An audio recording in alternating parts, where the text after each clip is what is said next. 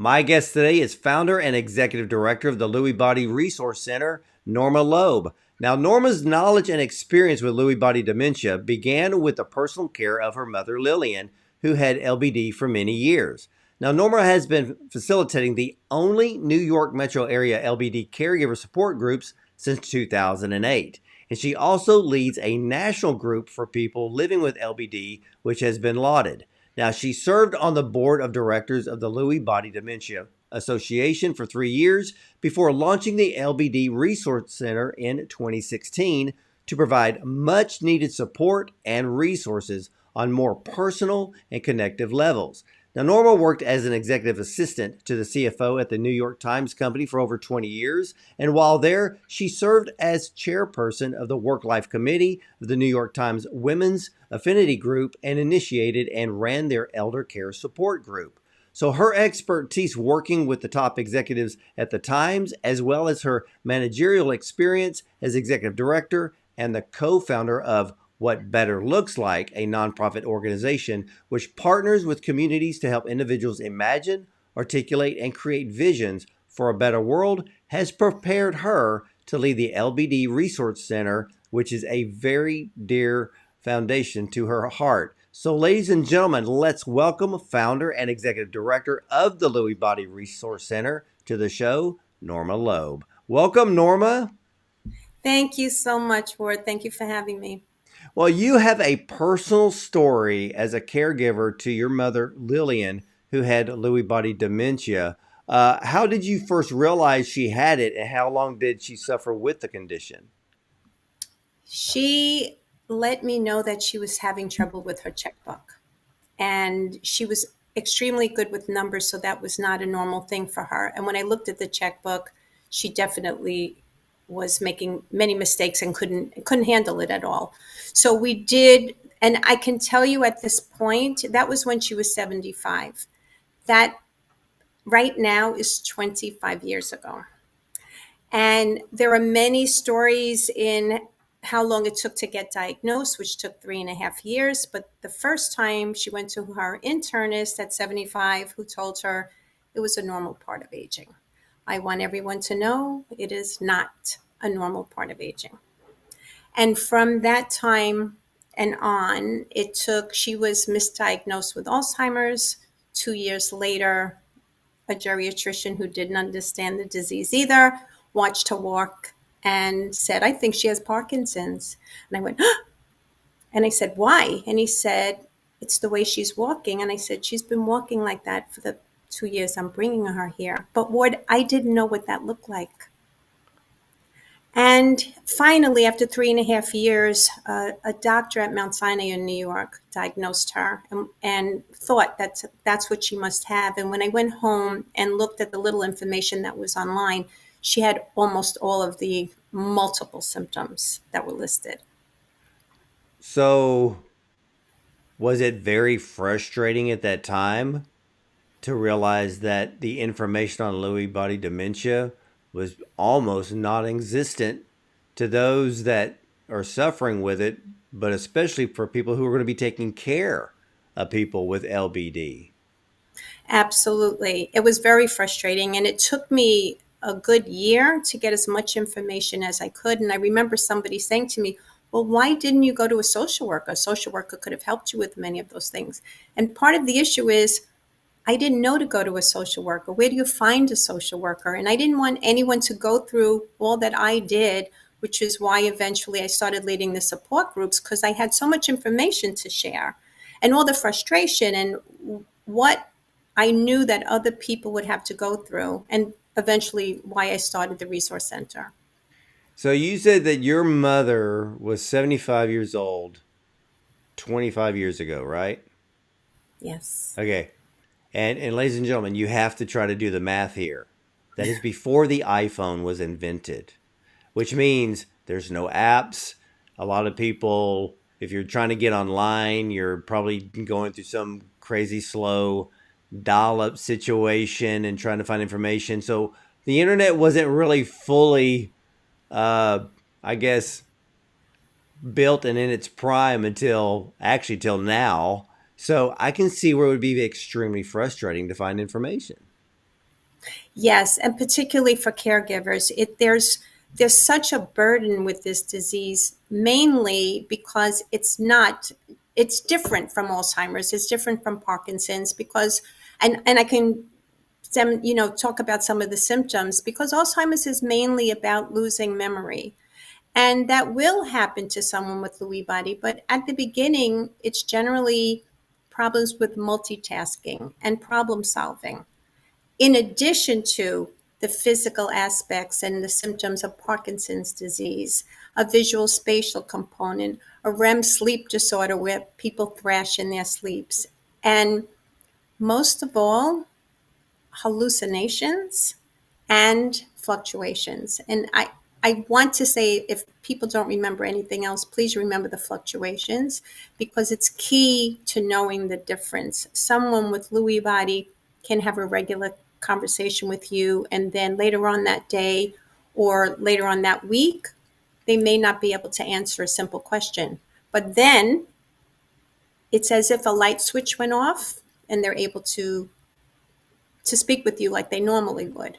But there is a huge difference. And that's why the burden is so tremendous for caregivers because they don't know what to expect from day to day. And I have to say, on behalf of the Lewy Body Crew Group that I lead nationally, actually just got off with them. I have learned more from them in the almost 3 years of speaking with them. And they have such a frustration of not knowing how they will feel when they get up in the morning versus how they were yesterday. Wow, I think part of the frustration, because like you said, Alzheimer's is the loss of memory. It's the loss of short term memory, where short term does not get stored as long term, which is why when you talk to an Alzheimer's patient, there's a lot of talking about things in the past. But there's slow, gradual decline in memory. Lewy body, it's like the film Facing the Wind explained perfectly. It's a roller coaster ride. One day they're completely lucid, you're having a normal conversation. The next day they don't know who you are.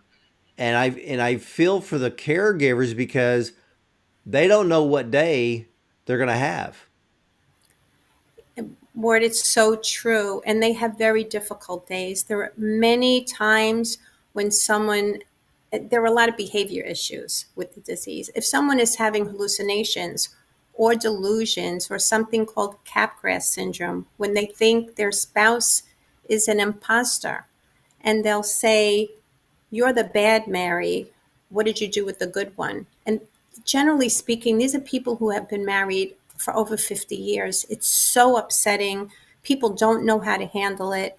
They don't know what to do when someone's having a hallucination of seeing strangers in the house or monsters. Some hallucinations are not frightening and they are children and little animals. And generally, people are not scared of that at all. But when they are frightening, it's really difficult to handle and not say there's nothing there because it's just frustrating to the person who's experiencing it. So we try to give as much help as we can in saying how to handle those things. Well, how did you come to create the Lewy Body Resource Center? I saw that there was so much work needed in the metro New York area because I was the only person that people can call, and I'm not a physician. And once people were diagnosed, there was nowhere else for them to turn. And I would get calls, and because I was leading the support group, people knew to find me. And I wanted to share the information that I have gleaned all of these years. And on the Resource Center, there's information not just about Lewy body, but on caregiving, on what to do to help people. How can you shower someone correctly, feed them correctly, just the everyday things that need to be done. But in addition, alternative therapies and resources. So we have neurologists and geriatricians listed.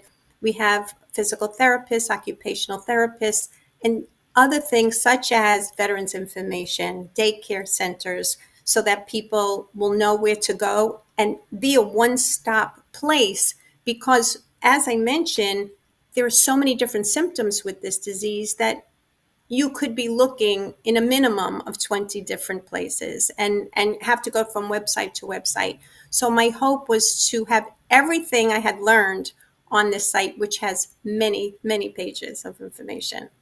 So, what type of information do you provide for caregivers?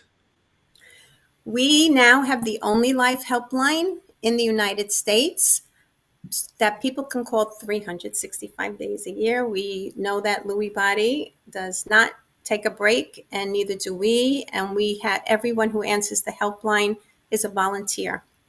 Every person who answers that helpline has had a loved one who had Lewy body dementia, so they know what each person is going through.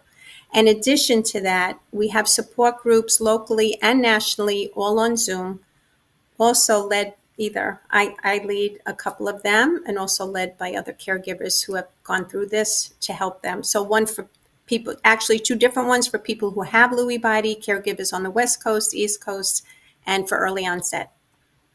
So, now I also understand as I was on the website, you also offer individualized care. What does that mean?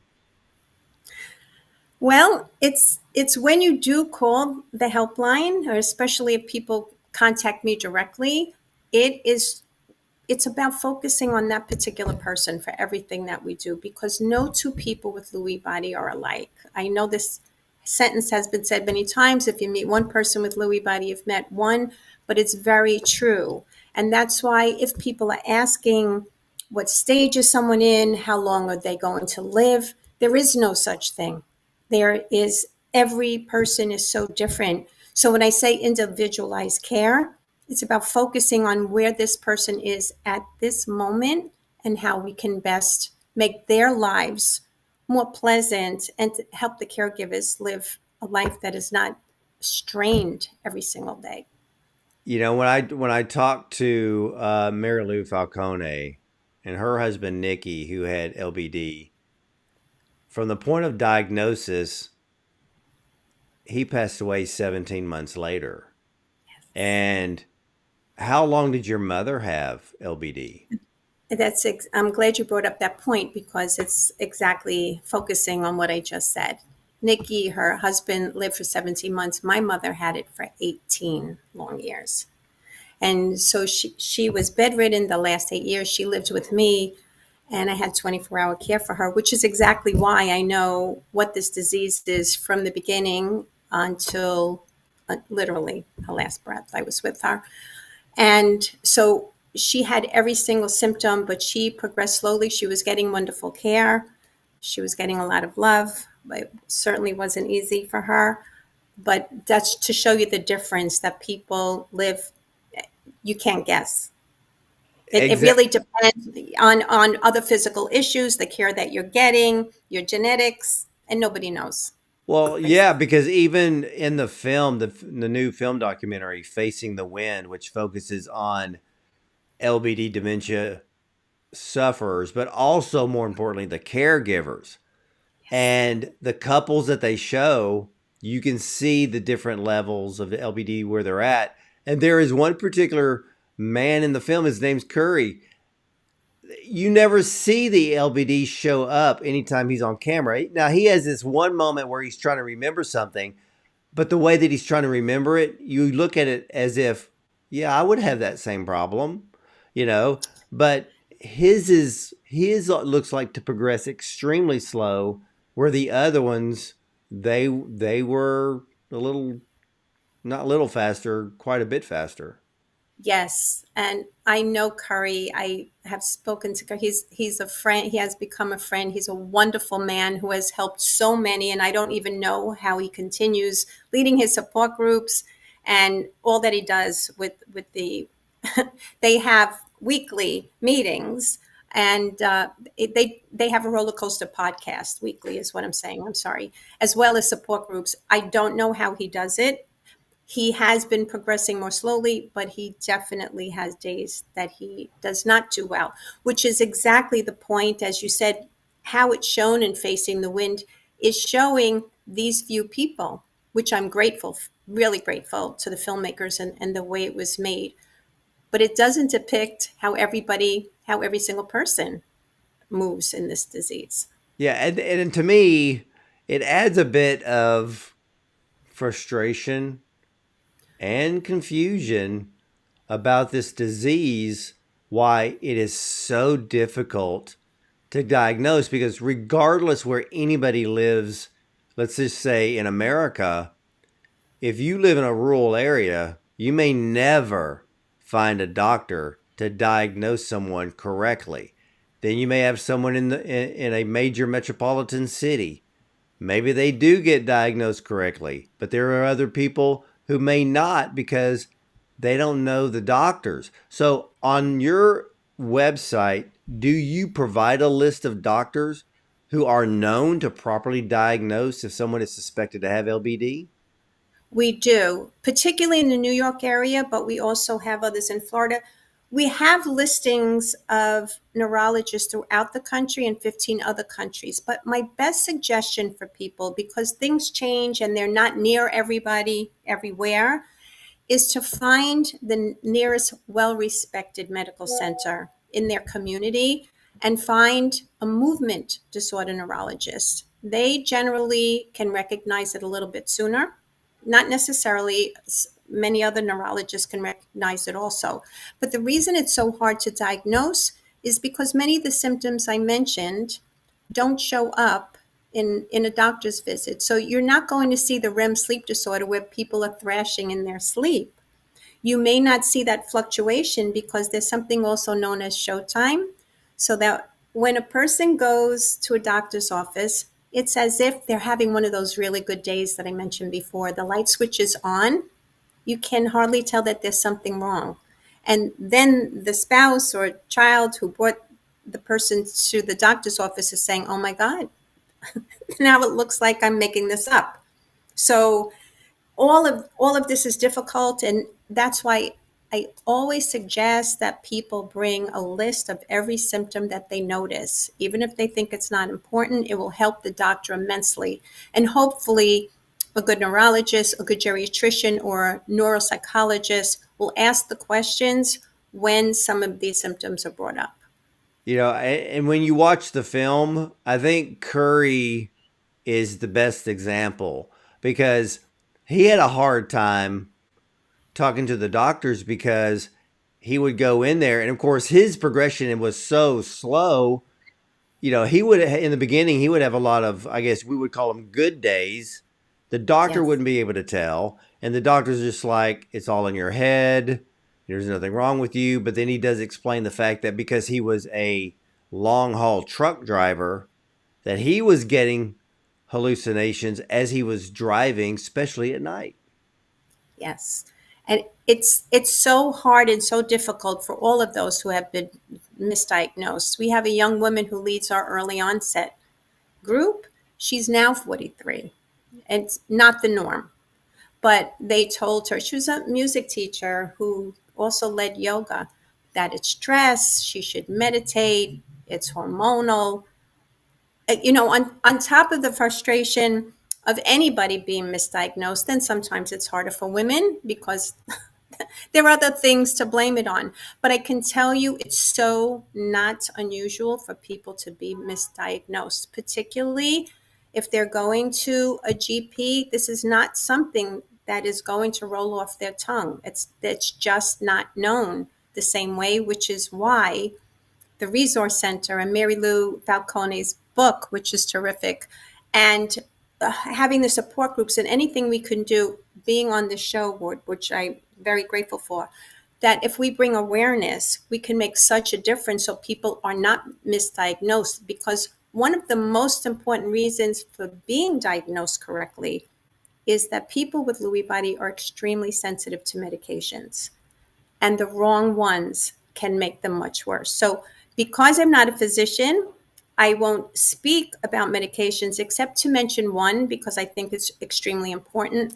If someone is having agitation or bad hallucinations in a hospital, they may give them Haldol. Haldol is an old antipsychotic that should never be given. I'm saying this on behalf of the neurologists, geriatricians on my board, but also that information is on the websites of the Mayo Clinic, the National Institute of Health, any the Cleveland Clinic, all of that. So I'm speaking with that knowledge that nobody should be given Haldol, and they should say that they're allergic to it. I've been told that by neurologists, because I can tell you it can make them much worse. Yeah, and if I remember correctly, by reading Mary Lou Falcone's book, that was one of the issues when Nikki was in the hospital. They gave him Haldol, and they realized that was an absolute no-no. And that is Yes, one very dangerous drug. I mean, if you ever read the warning label on Haldol, it is something you don't mess with and should only be used in extreme cases. But in LBD, it's an absolute do not use type of drug. correct. And that's why it's so important to get the word out, to bring awareness, so that people know all of these symptoms, which are very different than Alzheimer's. And they have Parkinson's symptoms, but it's not just Parkinson's. Yeah, and see that's what makes this whole disease confusing because I was thinking back, I think it was in the I don't know if it was the late 1970s or early 80s. I was at my grandfather's house and he had a neighbor where the wife was diagnosed with Alzheimer's. But and hearing you talk, I'm starting to think she didn't have Alzheimer's, she had LBD because she was having the hallucinations where she didn't recognize her husband and she would get on the phone and call 911 or call the Yes. police and say, there's a stranger in my house. You need to get over here right now. The police would show up and he's looking at him like, I'm her husband and she has Alzheimer's. But I'm really thinking that doesn't really match up to Alzheimer's. She probably had LBD, but because we're talking almost 50 years ago, nobody really knew what LBD was back then. No, and that was a perfect example of many calls that we get. The people do not know how to handle it. Because of the misdiagnosis, because of the unawareness, it happens more often than you think. And my hope is to just get this word out to as many people as possible, because the frustration level and the danger of being given wrong drugs, because not only is it misdiagnosed as Alzheimer's or Parkinson's disease, but also as psychiatric disorders. So if someone is having hallucinations or agitation, they will take them to a psychiatric ward where it's not where they belong. That's right. Now, for you, what did you think when you saw the film Facing the Wind?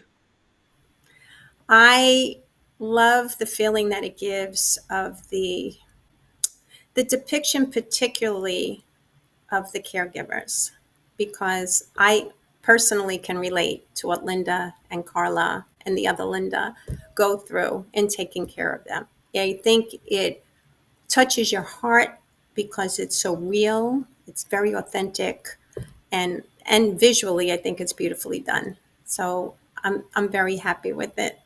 So, what do you hope that the film will accomplish? Number one, awareness.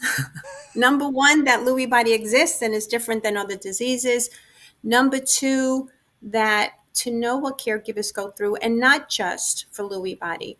Anyone helping anybody with dementia is going through a lot of the similar things, and caregivers for anyone who handling anyone with any disease. To know how difficult it is and to be there for people who need you, because it's really hard for people to understand what you're going through. When, how are you doing? Oh, it wasn't a good day. But if they see a film like Facing the Wind, then it can show you what's really happening. Yeah, it really gives you a real life depiction of what the caregivers go through. And what else needs to be done in the area of diagnosing LBD as well as treatment? Have there been any new breakthroughs? Well, there is a skin biopsy test, there's a spinal fluid test. They're still trying to find different biomarkers so that they can diagnose it sooner, because there's not one specific test at all or any medication at this moment specifically for Lewy body. So they are finding that some of these tests are much more accurate than previous ones, but nothing is 100% until autopsy. And they're finding, Ward, they're finding that so many people, when they do autopsy on people who have Alzheimer's, have up more than 50% also have Lewy bodies in the brain. So many people have both. Some people have Lewy bodies. The spectrum.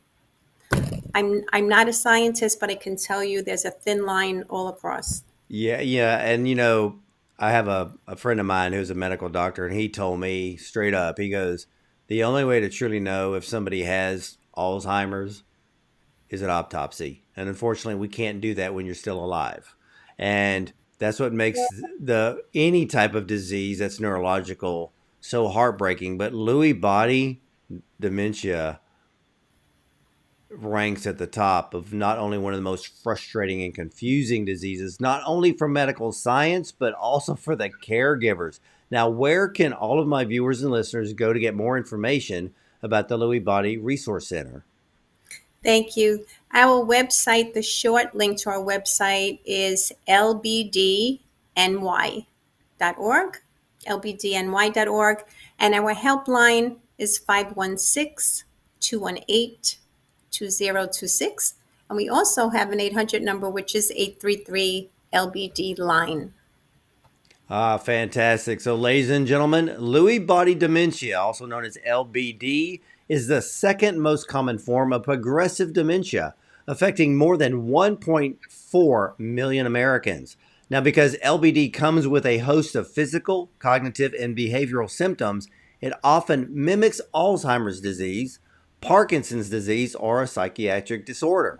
But as a result, it is widely misdiagnosed. Even as diagnoses increase, resources for people with LBD and their families still remain extremely limited. But citing this lack of resources and assistance, it's the Lewy Body Resource Center was founded to provide much needed services and support for people with LBD and their loved ones. So head over to ldbny.org for more information. And again, ldbny. Oh, go ahead, Norma. Sorry. It's LBD.